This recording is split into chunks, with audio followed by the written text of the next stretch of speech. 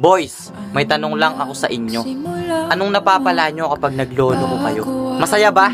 Masaya bang magpakasaya habang may nasasaktan kang iba? Masaya bang makitang umiiyak yung taong mahal na mahal ka? Masaya bang makapanakit ng damdamin ng iba? Oo, nagpapakasaya ka sa piling ng iba.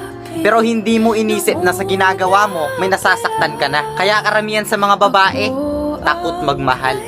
Kasi karamihan sa mga lalaki, hindi marunong makontento sa isa. Sinasabi mo, mahal mo siya pero hindi mo naman ginagawa. Sinasabi mo, ikaw lang, pero naghahanap ka pa ng iba. Kaya boys, please lang, wag na wag nyo lolokohin yung mga partner nyo. Kasi hindi lang puso yung dudurugin nyo, pati tiwala, tao, at sakripisyo. Pero kung may balak kang magloko, ngayon pa lang pag-isipan mo. Kung ayaw mong maging alaala, lahat ng pinagsamahan nyo. Masaya ka sa piling